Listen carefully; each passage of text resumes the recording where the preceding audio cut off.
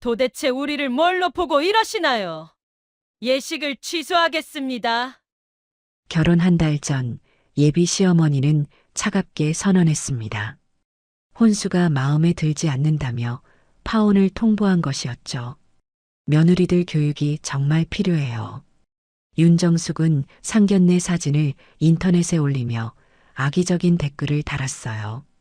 하지만 그녀는 몰랐습니다. 자신이 모욕한 며느리가 누구인지를.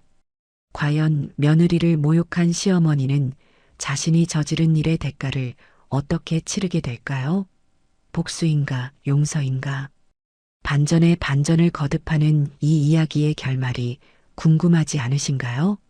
영상 시청 전 구독과 좋아요 눌러주세요. 영상을 제작하는데 큰 힘이 됩니다. 강남 호텔 연회장 옆 상담실의 대리석 탁자 위로 혼수 점검표가 펼쳐졌습니다. A사 용지 여러 장에 빼곡히 적힌 품목들과 함께 청담 예물상과 영수증들이 정렬되어 있었죠. 지연은 조용히 앉아 예물 사진들을 차례대로 넘겨보고 있었습니다. 어머님, 이 반지 세트 말인데요. 윤정숙이 영수증을 손가락으로 톡톡 두드리며 말했습니다. 처음에 말씀하신 금액이랑 다르네요. 아, 그건 디자인 변경 때문입니다. 지연이 차분하게 답했습니다. 원래 예정했던 것보다 조금 더 심플한 걸로 바꿨거든요. 심플하다고요? 윤정숙의 목소리가 날카로워졌습니다. 우리 아들 첫 결혼인데 이런 식으로 축소하시면 어떡해요? 사람들이 뭐라고 하겠어요? 지연은 가방에서 또 다른 서류를 꺼냈습니다. 예식 본식 계약금 영수증과 함께 새로 정리한 혼수 리스트였죠. 품목은 그대로입니다. 다만 불필요한 장식을 줄여서 실용성을 높인 거예요. 실용성이라고요? 혼수가 실용성만 있으면 되는 거예요? 윤정숙이 목소리를 높였습니다. 체면이라는 게 있잖아요. 체면이. 바로 그때 민수의 휴대폰이 울렸습니다. 회사에서 걸려온 전화였죠.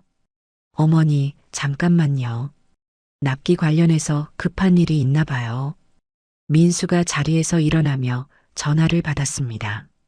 지연은 혼자 남겨진 상황에서도 침착함을 잃지 않았습니다. 을지로 사진관에서 받은 촬영 패키지 견적서를 다시 한번 정리해서 윤정숙 앞으로 밀어냈죠. 사진 촬영 코스도 말씀드렸듯이 명동 시계거리 위주로 변경했습니다. 또 변경이에요? 이것도 가족 합의 없이 하신 거죠? 윤정숙이 빨간 펜을 꺼내 메모를 적기 시작했습니다. 혼수 축소, 촬영 패키지 축소라고 적혔습니다. 어머님, 오해가 있으신 것 같은데요. 지연이 조심스럽게 말했습니다. 전체 예산은 처음 말씀드린 대로 그대로입니다. 다만 좀 더 의미 있는 곳에 비중을 둔 거예요. 의미 있는 곳이라고요? 윤정숙의 눈빛이 차갑게 변했습니다. 지연 씨는 혹시 우리 집안을 우습게 보시는 건 아니죠?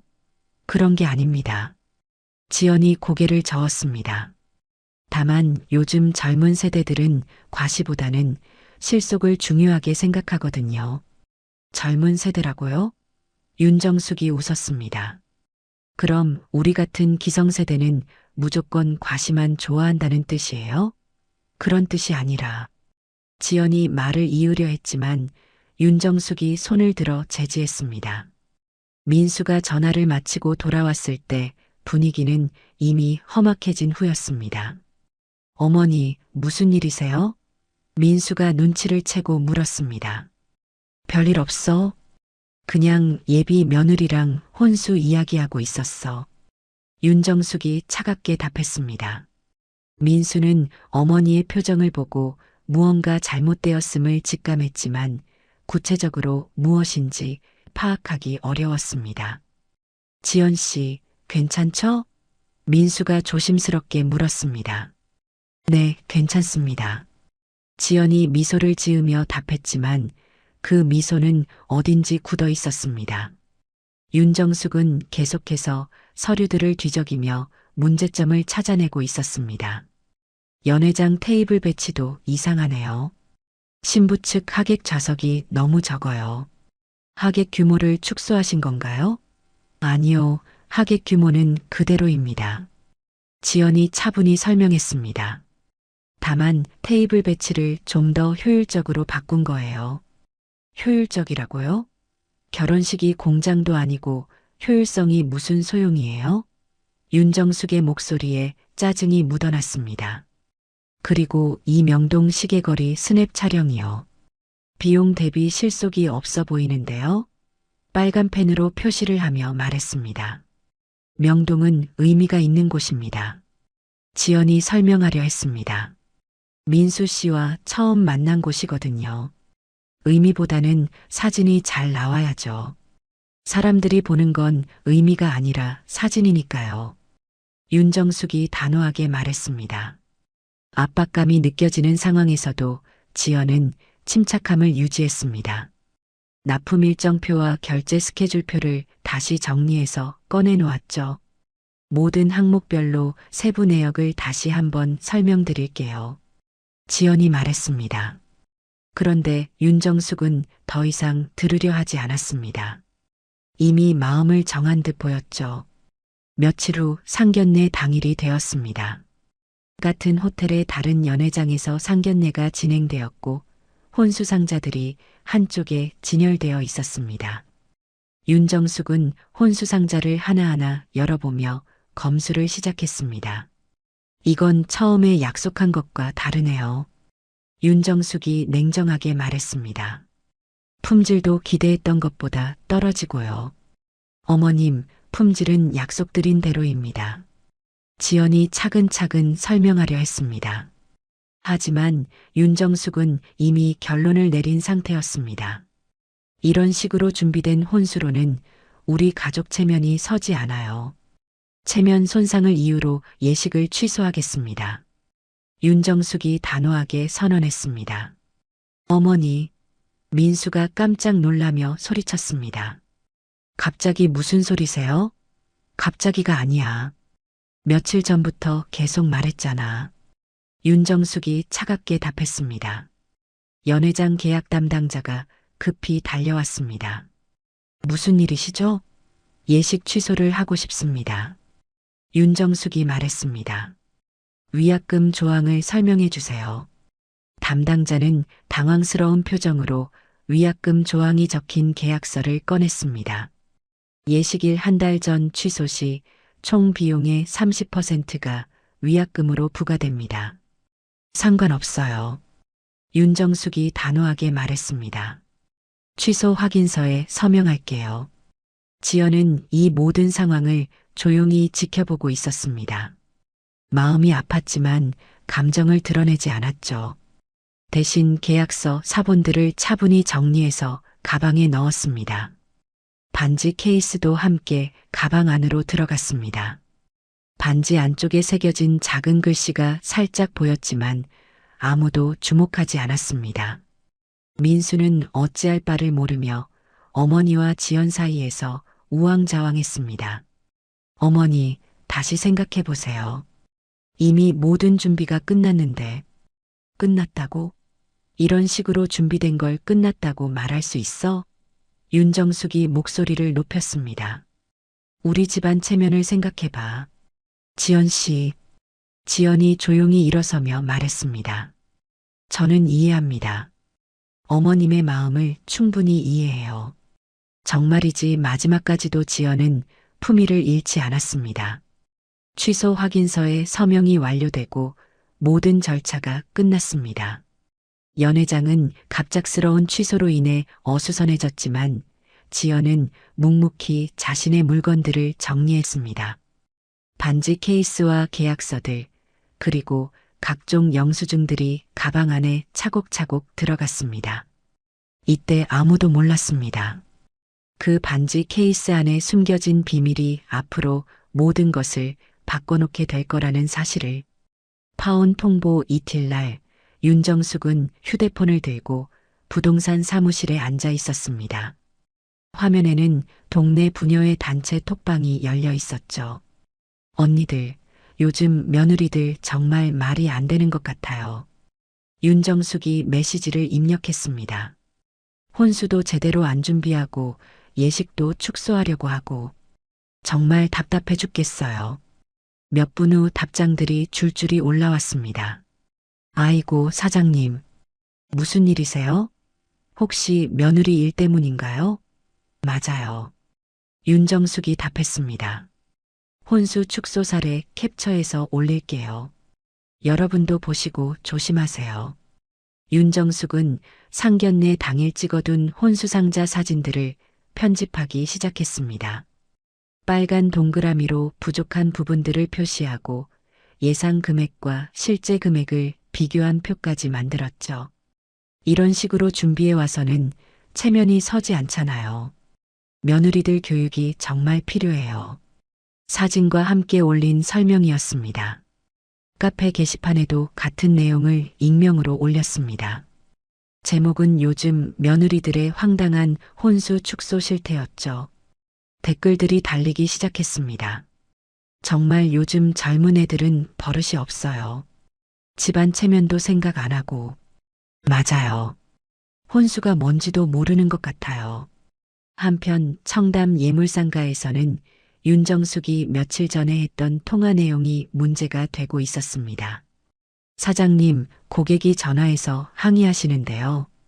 직원이 윤정숙에게 전화를 걸었습니다. 반지 가격 문의할 때 녹음된 내용이 어디선가 유출됐다고 하는데 그게 뭔 소리예요?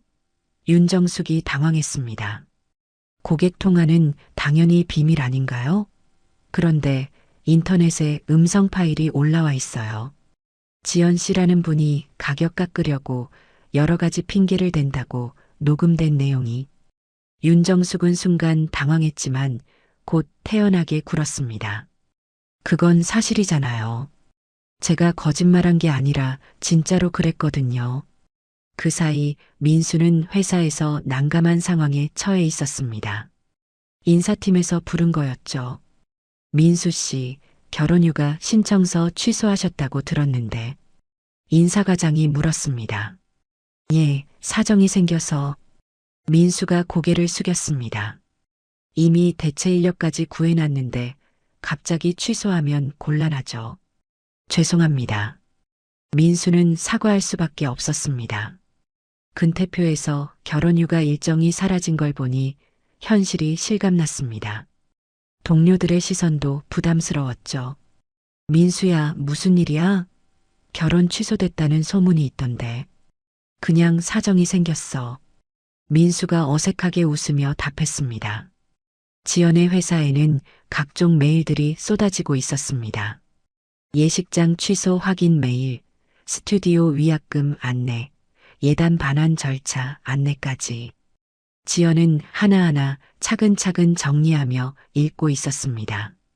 동료가 다가와서 물었죠. 지연아, 괜찮아?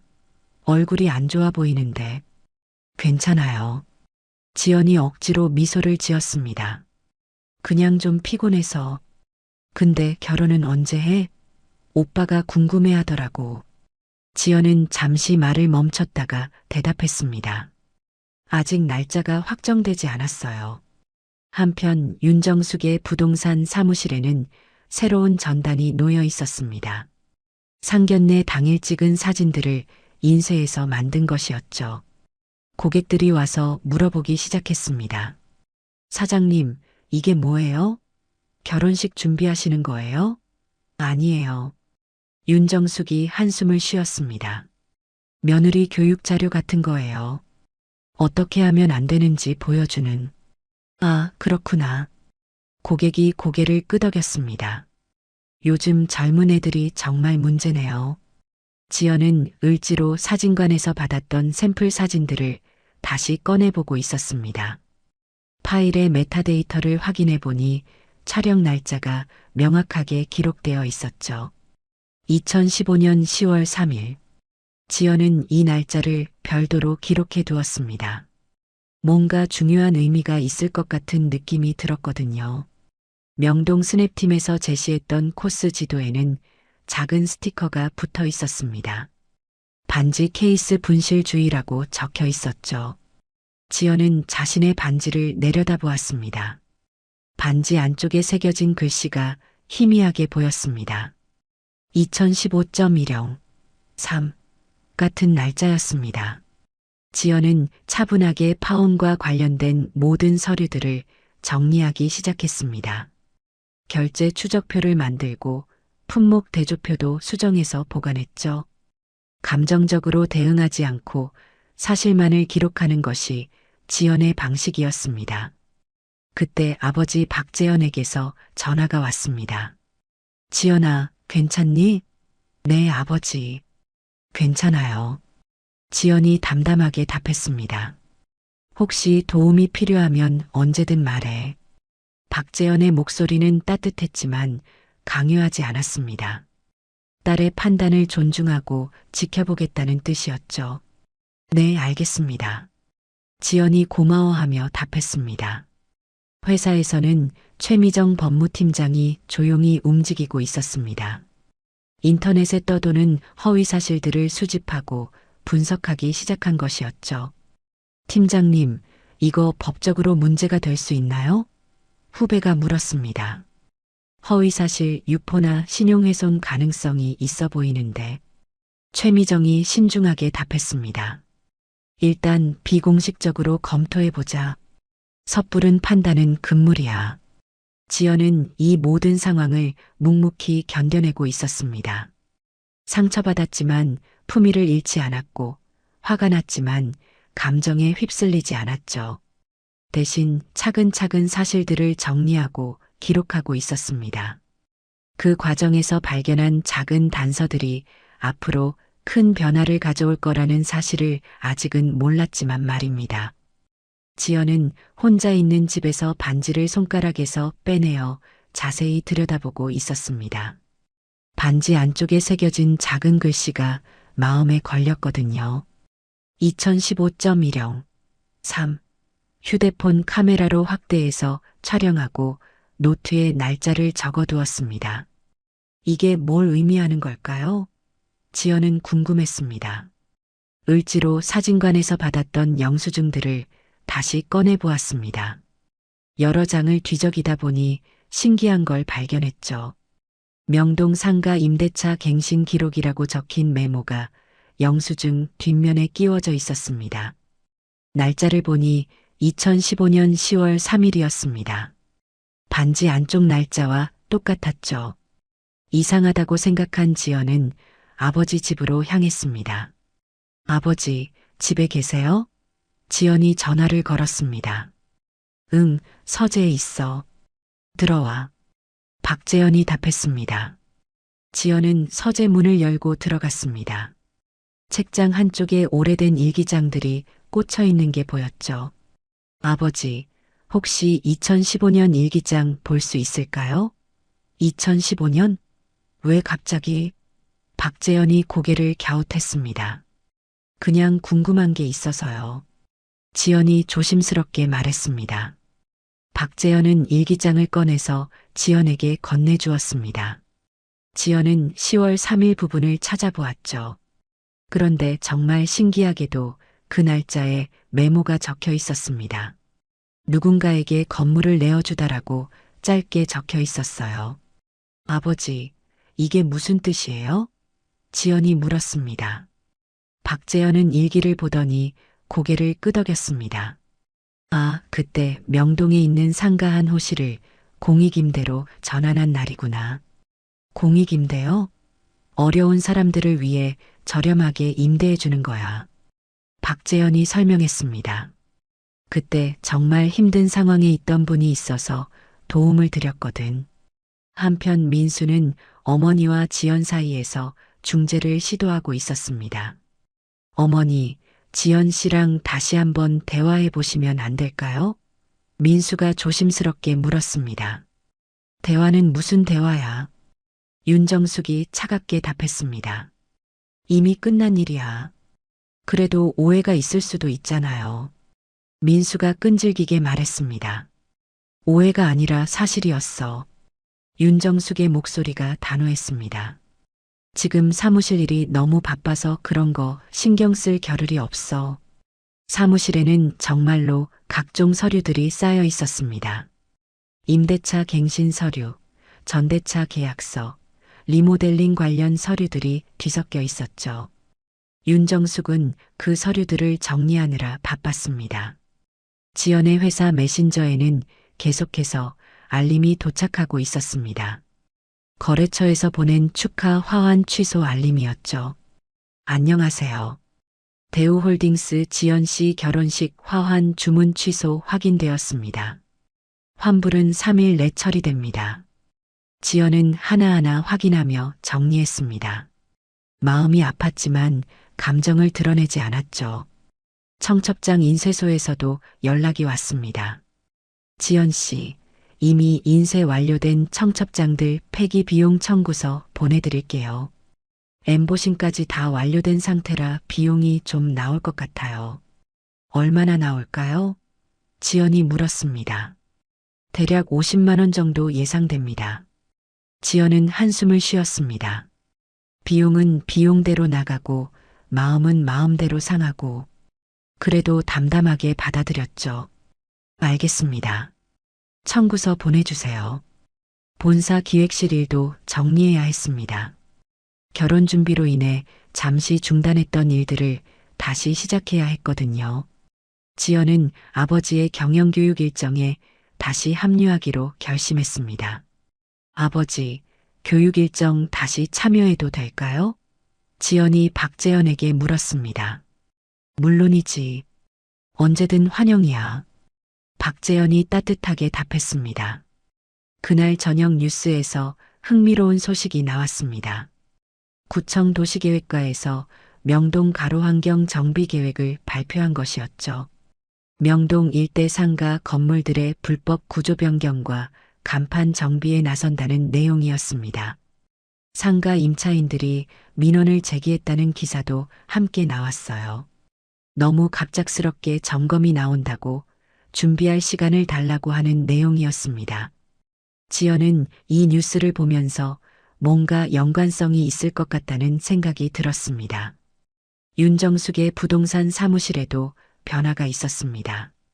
리모델링을 진행하려던 계획이 갑자기 중단된 것이었죠. 구청에서 나온 전대차 점검 안내문 때문이었습니다. 뭐야 이게? 윤정숙이 서류를 보며 당황했습니다. 갑자기 전대차 점검이 왜 나와? 민수가 사무실에 들러서 어머니를 도왔습니다. 어머니, 이 서류들 정리 좀 도와드릴까요?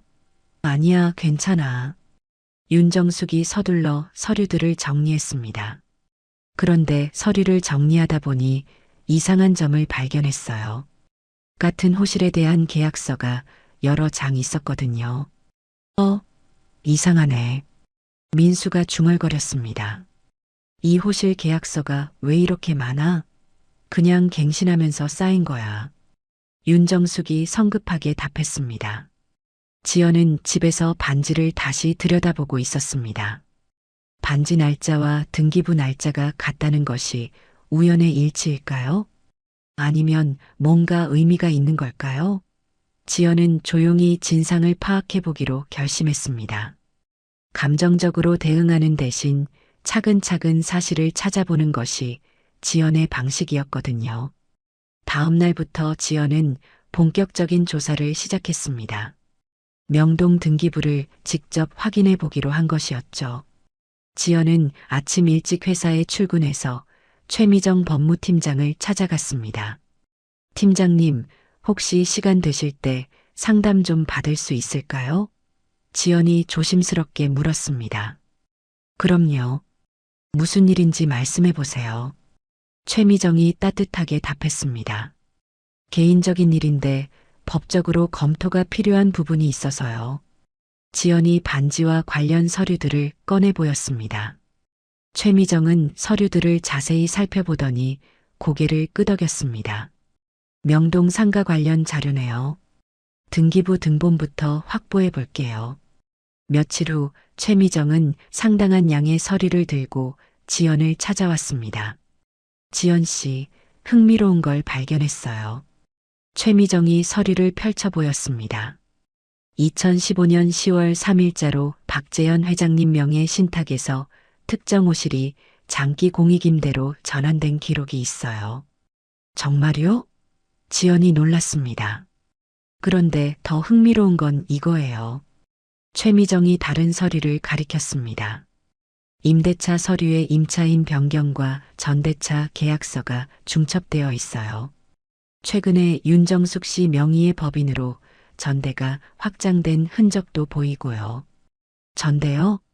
지연이 의미를 파악하려 했습니다. 공익임대로 저렴하게 임대받은 걸 다시 비싸게 전대한 거라면 문제가 될 수 있어요. 최미정이 설명했습니다.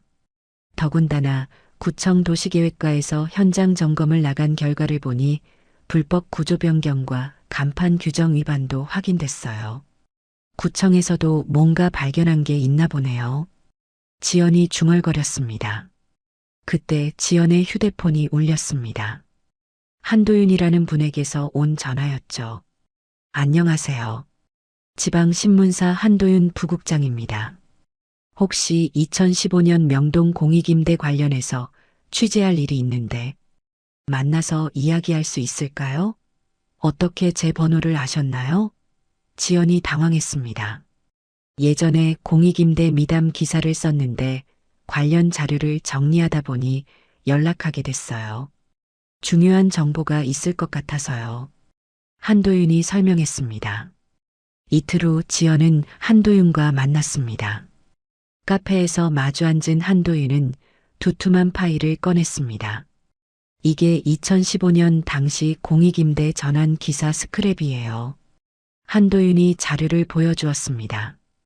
그리고 이건 당시 수혜자 인터뷰 목록이고요. 지연은 인터뷰 목록을 보다가 깜짝 놀랐습니다. 윤정숙이라는 이름이 있었거든요. 이분이 당시 수혜자였나요? 지연이 물었습니다. 네, 맞아요. 당시 어려운 상황에 있던 분이라고 기록되어 있네요. 한도윤이 확인해 주었습니다. 지연은 이 모든 정보를 종합해서 내부 보고서를 작성하기 시작했습니다. 공익임대의 원래 취지와 현재 전대 구조 사이의 괴리를 명확히 정리했죠. 한편 민수는 어머니의 부동산 사무실에서 쌓인 서류들을 정리하고 있었습니다. 어머니, 이 빨간색 봉투는 뭐예요? 민수가 물었습니다. 그냥 광고지야.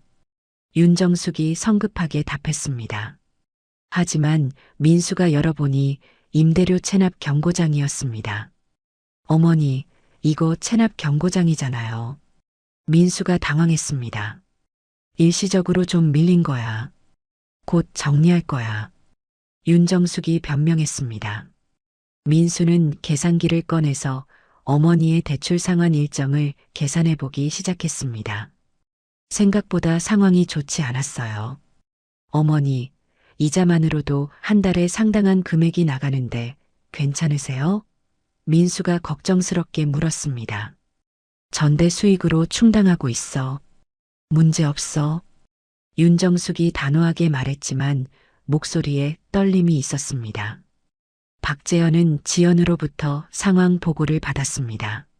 아버지, 이 문제를 어떻게 처리해야 할까요? 지연이 신중하게 물었습니다. 사적인 감정은 배제하고 원칙대로 처리해야지. 박재현이 단호하게 말했습니다. 사실 확인이 먼저고 그 다음이 절차야. 개인적인 관계와는 별개로 처리해야 해요. 지연이 확인했습니다. 당연하지. 그게 옳은 일이야. 박재현의 목소리에는 확신이 담겨 있었습니다.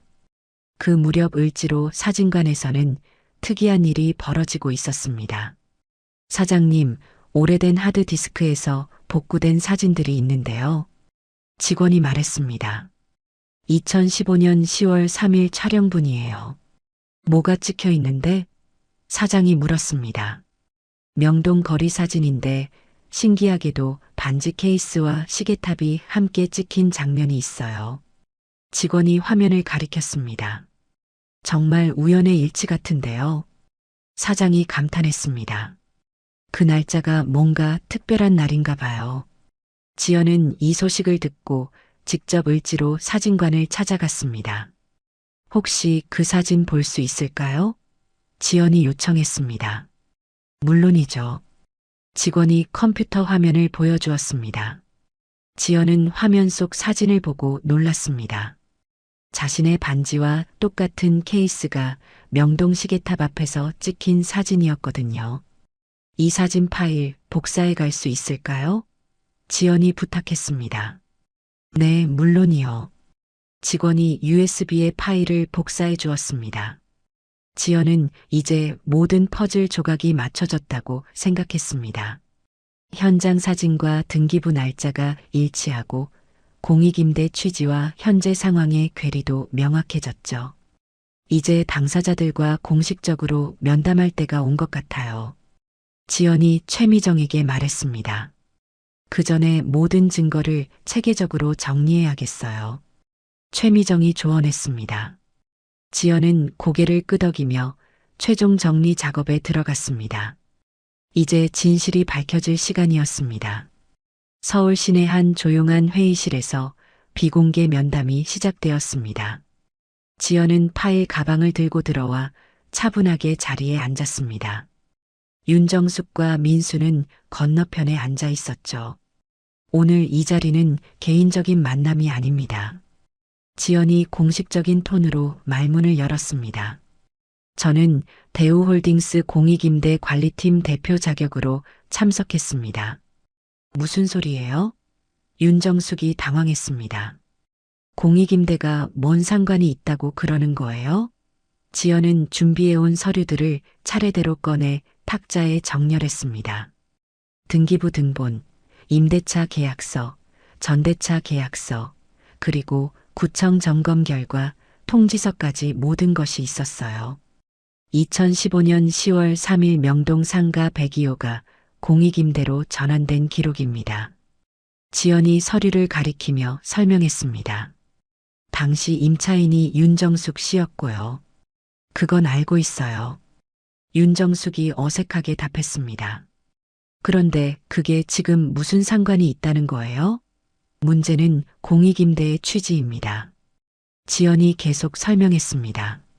저렴한 임대료로 어려운 분들을 돕기 위한 제도인데 현재는 전대 구조로 운영되고 있어요. 전대라고 해서 불법은 아니잖아요. 윤정숙이 변명했습니다. 당시 상황이 어려워서 어쩔 수 없었던 거고 이런 식으로 운영하는 게 관행이었어요. 관행이라고 해서 문제가 없는 건 아닙니다. 그때 박재현이 입을 열었습니다. 공익임대 취지에 맞지 않는 운영 방식이죠.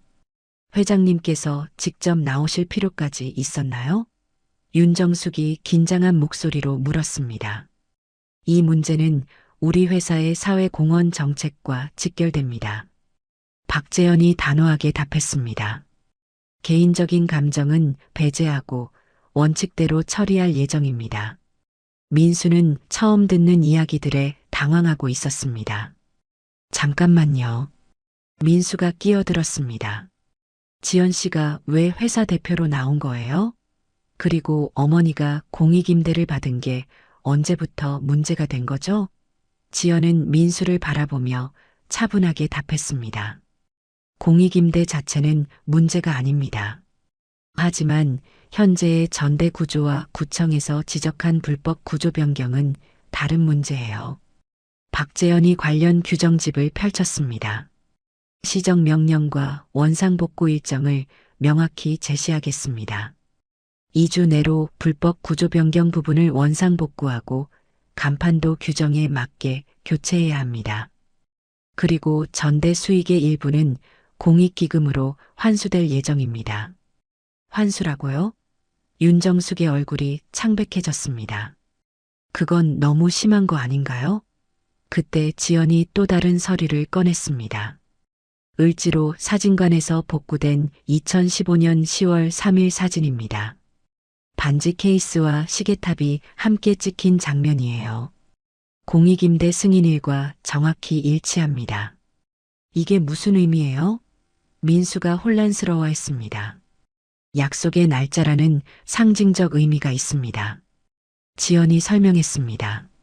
그런데 바로 그때 결정적인 순간이 왔습니다. 최미정이 회의실 문을 열고 들어온 것이었죠. 회장님, 추가 서류 가져왔습니다. 최미정이 파일을 박재현에게 전달했습니다. 그리고 지연 양께도 드릴 말씀이 있어서요. 지연 양이라고요? 윤정숙이 갑자기 의심스러운 눈으로 지연을 바라봤습니다. 설마 지연 씨가? 네, 맞습니다. 최미정이 확인해 주었습니다.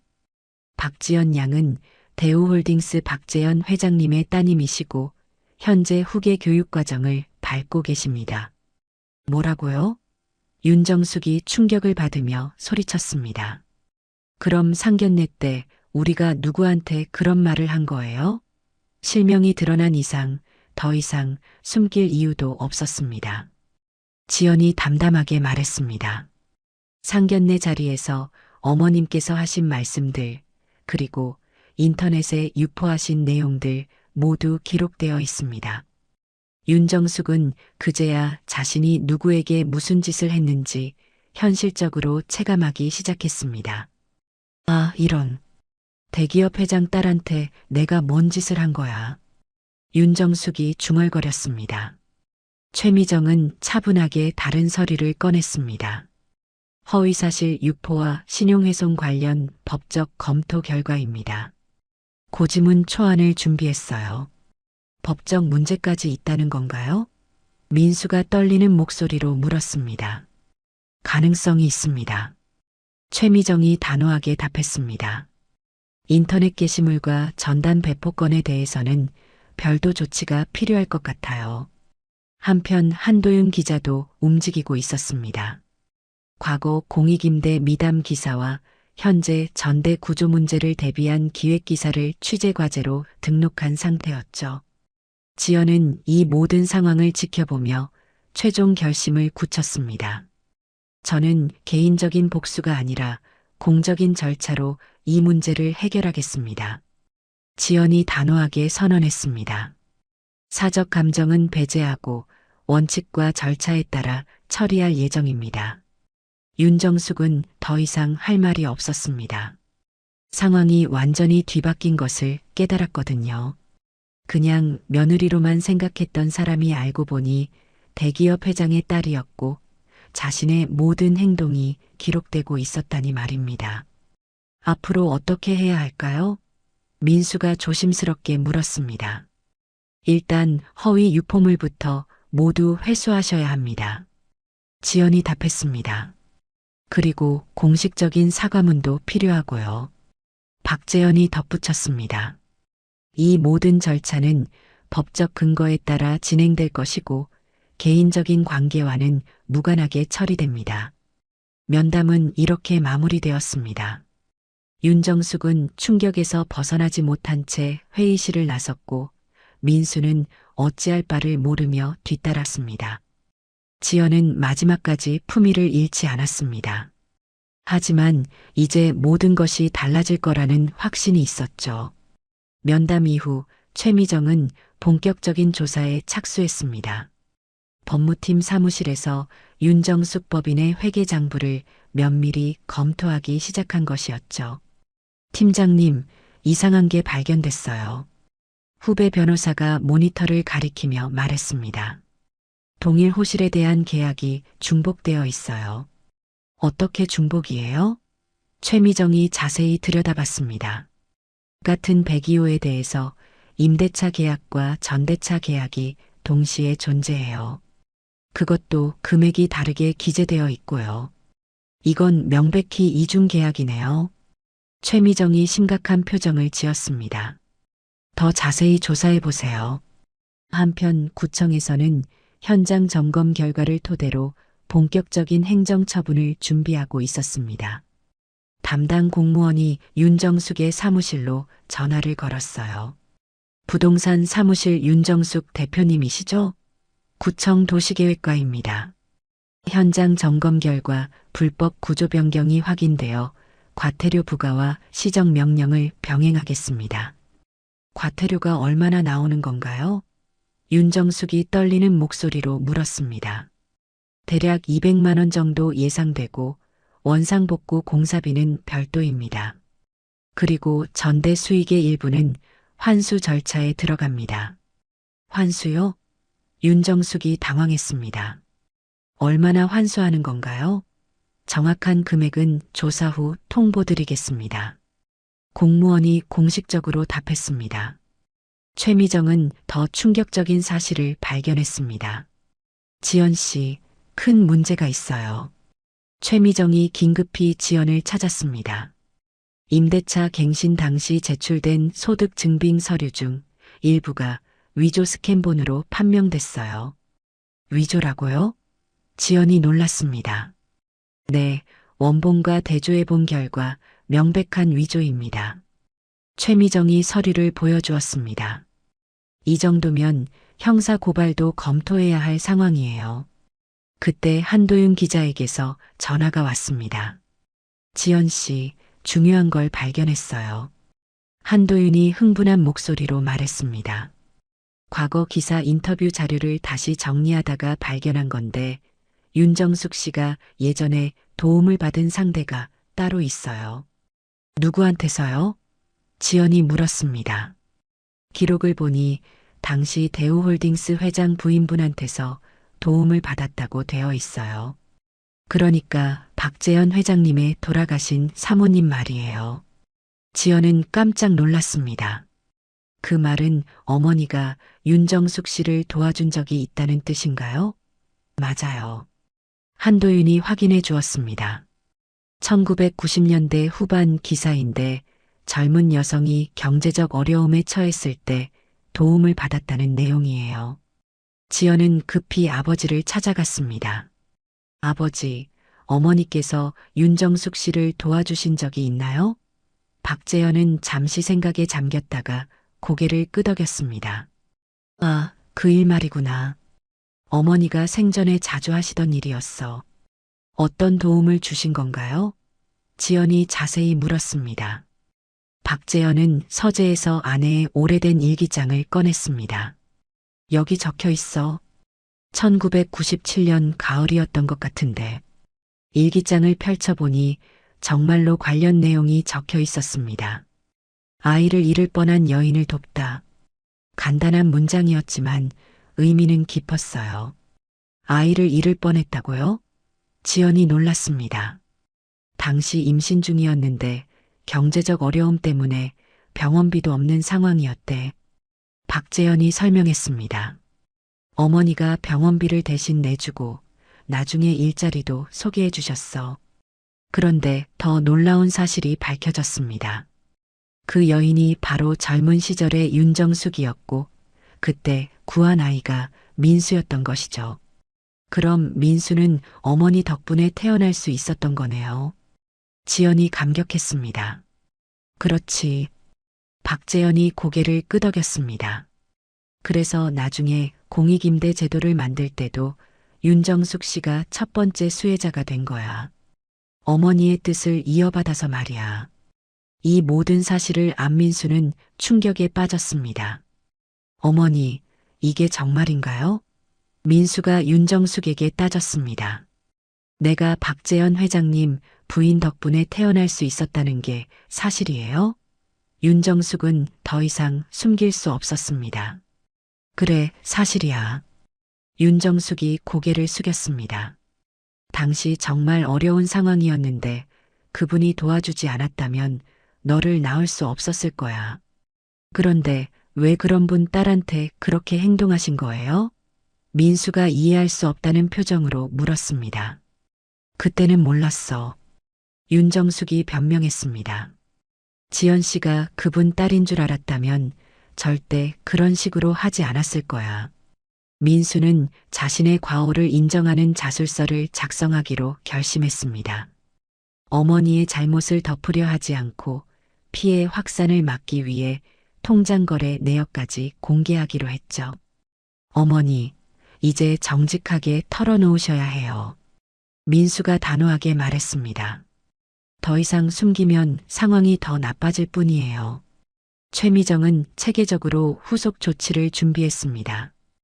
피해를 받은 다른 임차인들을 보호하기 위한 대책을 마련하고 원상복구 공사 일정표도 만들었어요. 지연은 이 모든 상황을 종합해서 합의안 초안을 작성하기 시작했습니다. 처벌보다는 회복에 중점을 둔 내용이었죠. 박재현은 합의의 전제 조건을 명확히 했습니다. 허위 유포물을 모두 회수하고 공식 사과문을 게재해야 합니다. 박재현이 단호하게 말했습니다. 그래야 다음 단계로 넘어갈 수 있어요. 상황은 점점 복잡해지고 있었지만 동시에 진실이 하나씩 드러나고 있었습니다. 이제 모든 당사자들이 책임을 져야 할 시간이 다가오고 있었어요. 소도시 법원 민사조정실 앞 복도는 긴장감으로 가득했습니다. 지연은 차분하게 서류 가방을 정리하며 마지막 점검을 하고 있었어요. 오늘이 모든 것이 결정되는 날이었거든요. 조정위원님, 양측이 모두 도착했습니다. 법원 직원이 알려주었습니다. 조정실 안으로 들어가시죠. 조정실 안에는 타원형 테이블이 놓여 있었고 각자 준비한 의견서들이 차례로 제출되었습니다. 지연의 합의안 초안 위에는 윤정숙과 민수의 의견서가 함께 놓였죠. 먼저 지연 씨부터 의견을 말씀해 보세요. 조정위원이 말했습니다. 저는 처벌보다는 회복을 우선으로 생각합니다. 지연이 차분하게 시작했습니다. 공익임대의 원래 취지를 되살리고 피해를 받은 분들을 보호하는 것이 목표입니다. 구체적으로 어떤 방안을 제시하시겠어요? 조정위원이 물었습니다. 임차인 보호기금을 조성하고 임대료를 정상화하며 전대 행위를 금지하겠습니다. 지연이 설명했습니다. 그리고 교육 프로그램 후원도 포함했어요. 윤정숙 씨는 어떤 의견이신가요? 조정위원이 윤정숙을 바라봤습니다. 제가 잘못했습니다. 윤정숙이 고개를 숙였습니다. 허위사실 유포부터 즉시 중단하고 모든 게시물을 회수하겠어요. 상견례 사진 전단 배포 경위도 자술서로 제출했습니다. 그때 한도윤 기자에게서 전화가 왔습니다. 조정위원님, 잠시만요. 한도윤이 급히 말했습니다.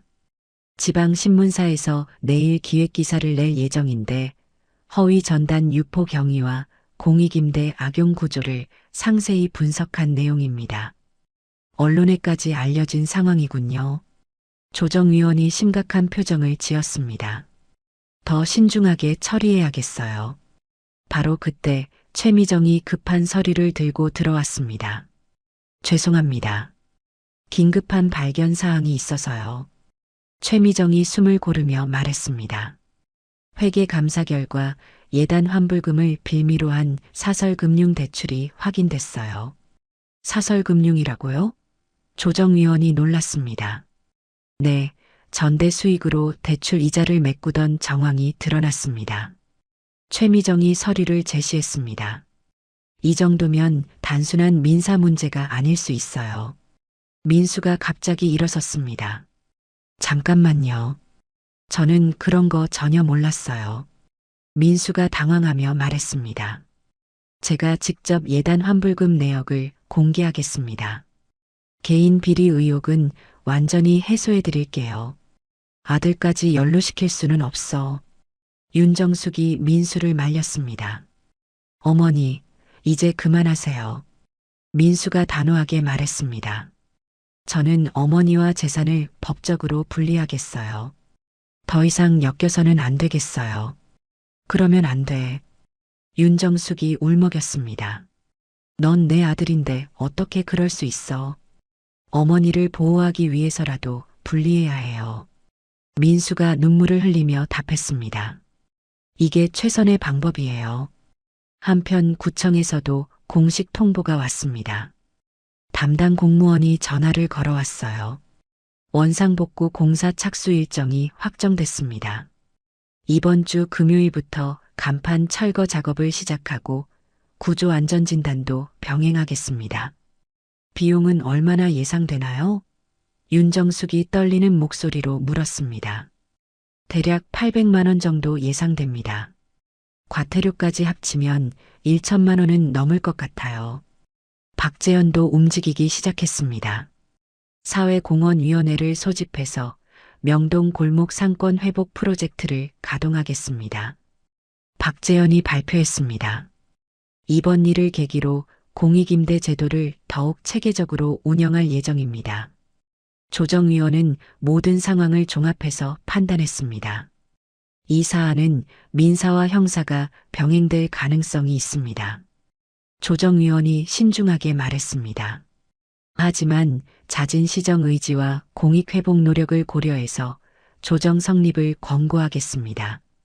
정말인가요? 윤정숙이 안도의 한숨을 쉬었습니다. 단 조건이 있습니다. 조정위원이 덧붙였습니다. 공개 사과는 물론이고 상권 회복을 위한 기금 출연도 필요해요. 얼마나 출연해야 하나요? 윤정숙이 물었습니다. 본인의 사재에서 2천만 원 정도 생각하고 있습니다. 조정위원이 답했습니다. 그 정도면 성의를 보였다고 인정할 수 있어요. 윤정숙은 잠시 고민했지만 결국 고개를 끄덕였습니다. 알겠습니다. 2천만 원 출연하겠어요. 그리고 공개 사과문도 신문에 게재하겠습니다.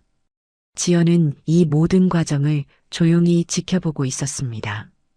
복수가 아니라 회복을 선택한 자신의 결정이 옳았다는 확신이 들었어요. 그럼 이것으로 조정을 마무리하겠습니다. 조정위원이 선언했습니다. 양측 모두 합의 내용을 성실히 이행해 주시기 바랍니다. 조정실을 나서면서 민수가 지연에게 다가왔습니다. 지연 씨, 정말 고마워요. 민수가 진심으로 말했습니다. 관대하게 처리해 주셔서.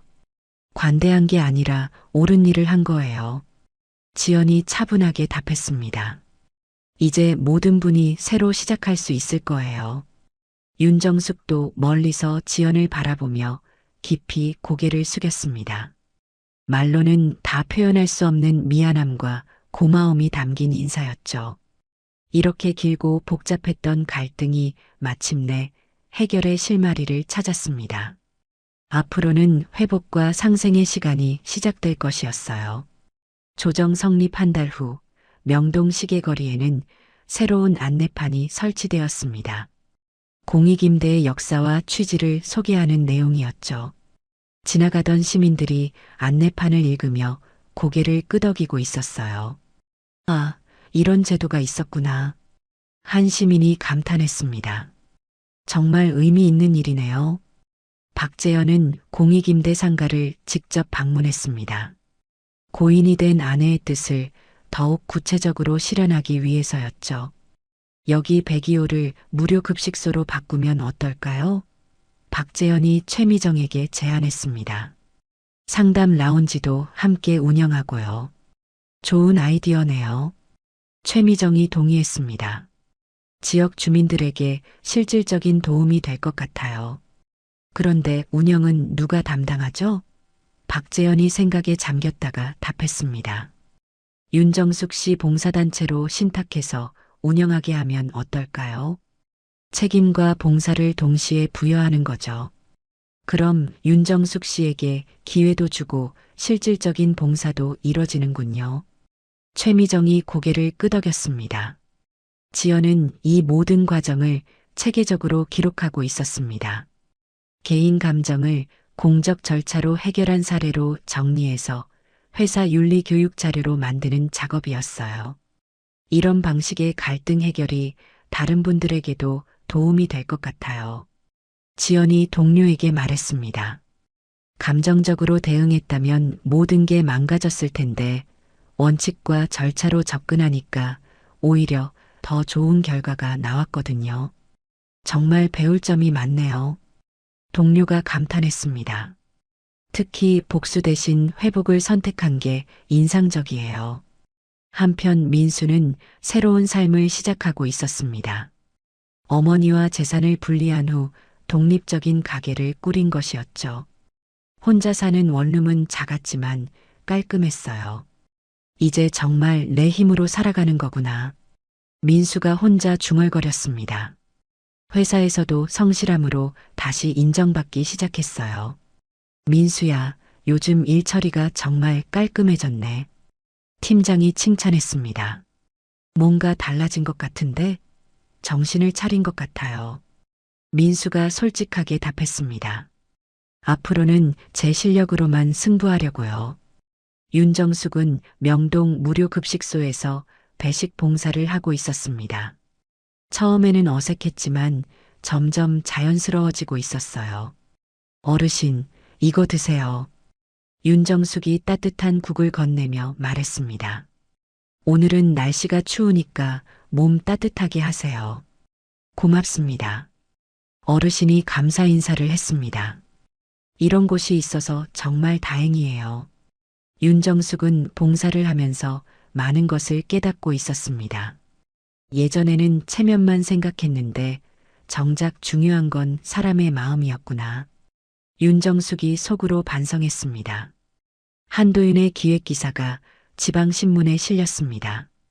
제목은 공익임대의 참뜻을 되찾다였어요.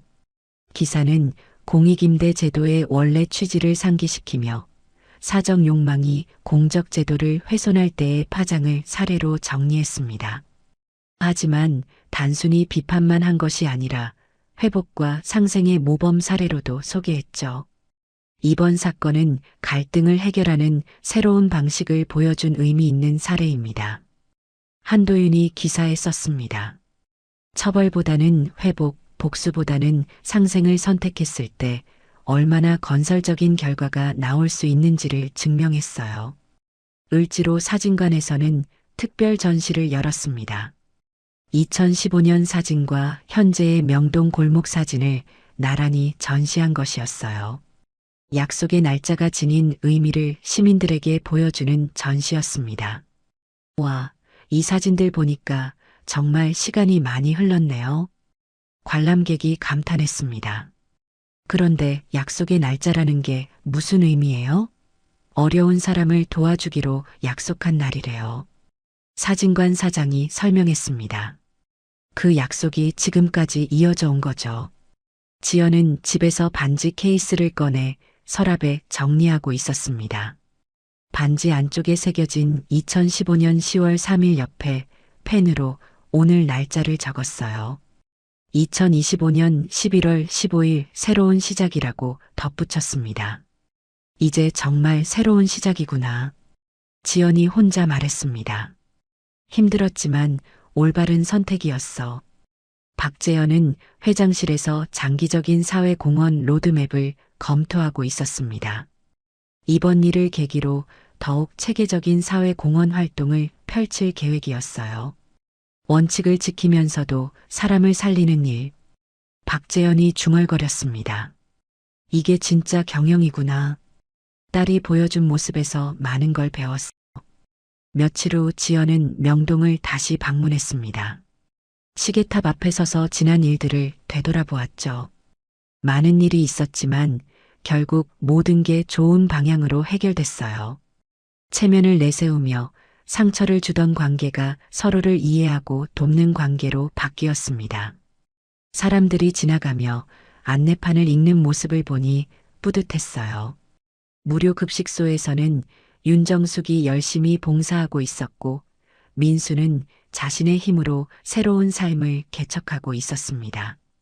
체면보다는 마음이 먼저라는 걸 모두가 깨달은 것 같아요. 지연이 생각했습니다. 잘못은 책임으로 갚고 신뢰는 시간으로 회복하는 거구나. 해가 지면서 명동 골목에 따뜻한 노을이 내려앉았습니다. 어려웠던 시간들이 지나고 새로운 희망이 시작되는 순간이었어요. 모든 사람이 자신의 자리에서 더 나은 내일을 만들어가고 있었습니다. 오늘 이야기가 좋으셨다면 구독과 댓글, 알람 설정 잊지 마시고 소중한 댓글 하나가 정말 큰 힘이 됩니다. 시청해 주셔서 진심으로 감사드립니다.